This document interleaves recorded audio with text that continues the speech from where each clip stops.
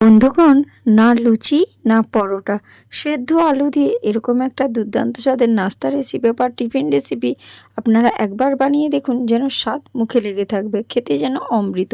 নমস্কার বন্ধুরা, আমি মুনমুন কিচেনে আপনাদের সবাইকে স্বাগত। প্রতিদিনের মতো দেখুন আজকে এসেছি আবার একটা নতুন রেসিপি নিয়ে। তো তার জন্যই প্রথমে আমি এখানে এক বাটি নিয়ে নিয়েছি সুজি। আপনারা সরুদানা বা মিহিদানা যে কোনো সুজিটা নিতে পারেন। তো আমি এখানে এক বাটি সুজি নিয়েছিলাম, যে বাটির মাপ করে ওই বাটির মাপ করেই কিন্তু আমি এক বাটি একদম ফুটন্ত গরম জল নিয়েছি। সব জলটা একসঙ্গে দিলাম না, আমি অল্প অল্প করে জল দিয়ে সুজিটাকে আগে এইভাবে মাখিয়ে নিচ্ছি। মাপটা আমি আপনাদেরকে এই কারণেই বললাম, কারণ আপনারা যে পাত্র ধরে মাপ নেবেন, পরপর সমস্ত উপকরণগুলো সেই পাত্র ধরেই মাপটা নেবেন। তার জন্য একটা বাটি মাপ করে আমি আপনাদেরকে প্রথমে দেখিয়ে দিলাম। আর সব জলটাই দিয়ে দেব, যে পরিমাণ জলটা নিয়েছিলাম এক বাটি সুজির জন্য এক বাটি ফুটন্ত গরম জল। তো আমি একটু একটু করে সবটাই দিয়ে দিয়েছি। এখন সুজিটা খুব ভালো করে মাখানো হয়ে গেছে। তো এটাকে এখন রেস্টে রেখে দেব কিছুটা সময়। তো ততক্ষণ ওটা রেস্টে থাকতে থাকতে আমি আলু কিন্তু আগে থেকেই সেদ্ধ করে রেখেছিলাম খোসাসহ। এবার এই আলুর খোসাগুলো প্রথমে ছাড়িয়ে নিচ্ছি।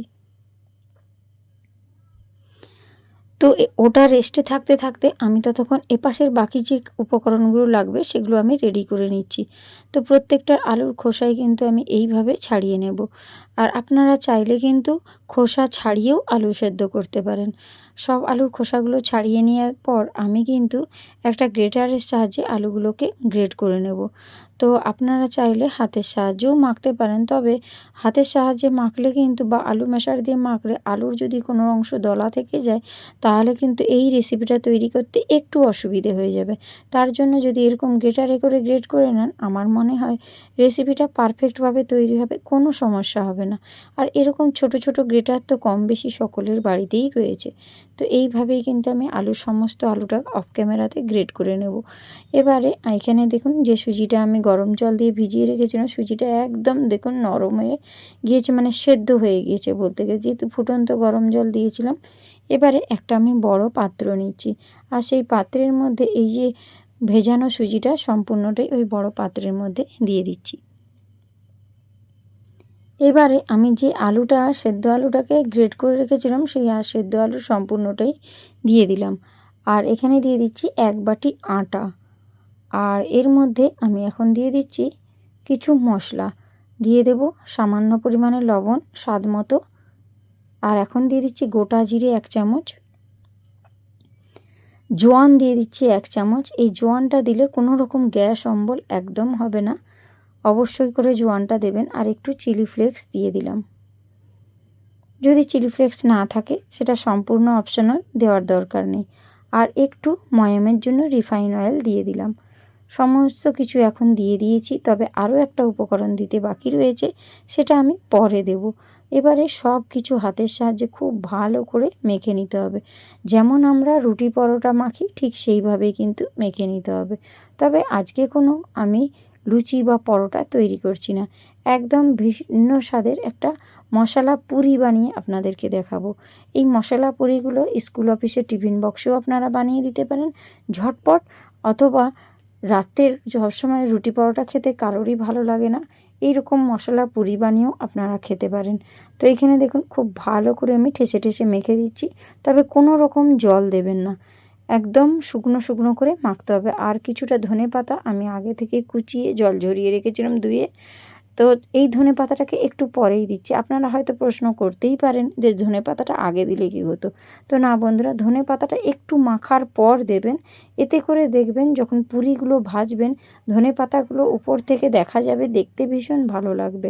তো আপনারা চাইলে আগেও দিতে পারেন, তবে পরে দিয়ে দেখবেন আপনারা ওপর থেকে কিন্তু এই যে ধনেপাতাগুলো দেখতে কিন্তু ভীষণ ভালো লাগবে। তার জন্য একটু পরে দিলেই দেখবেন ভালো হয়। এরকম ঠেসে ঠেসে আমি একটা সুন্দর ডো মাখিয়ে নিয়েছি। দেখুন একদম নরম সফট ডোটা মাখিয়েছি। একবারে যে নরম হবে তা নয়, একটু কিন্তু মানে শক্ত থাকবে সেইভাবেই।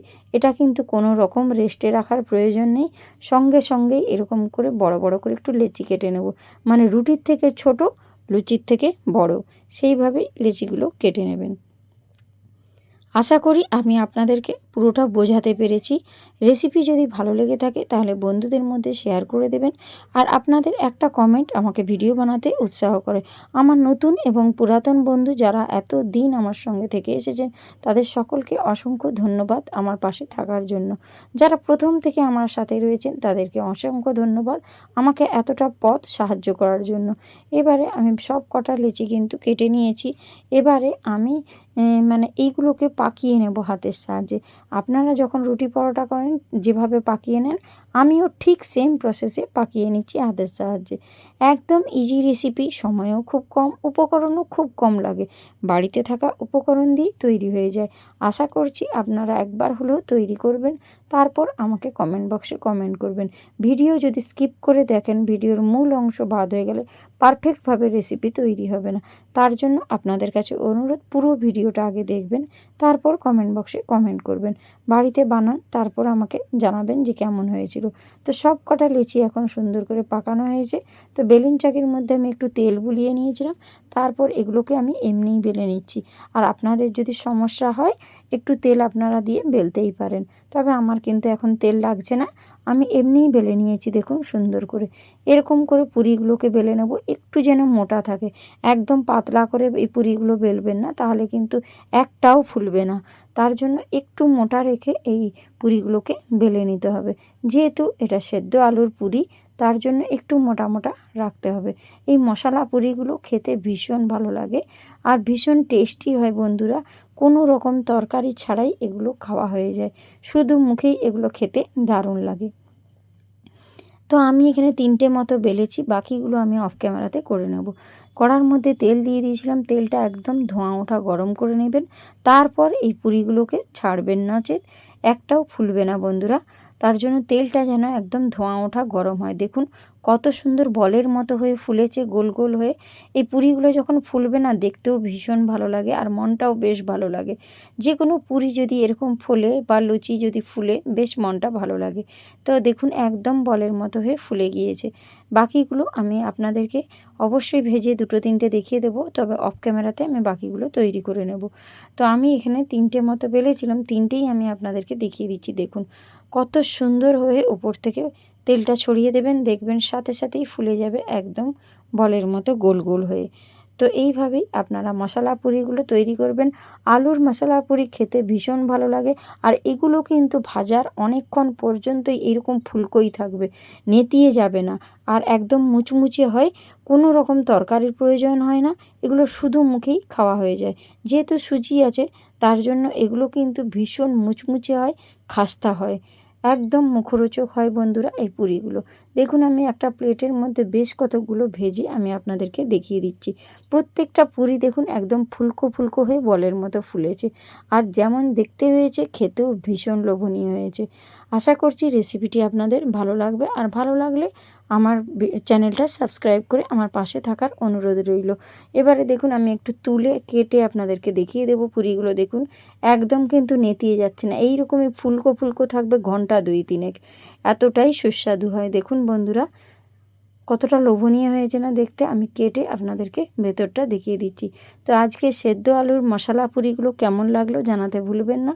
তো আজকের মতো আমি ভিডিওটা এখানেই শেষ করছি, দেখা হচ্ছে নেক্সট রেসিপির সঙ্গে। তো আপনারা সুস্থ থাকবেন, ভালো থাকবেন।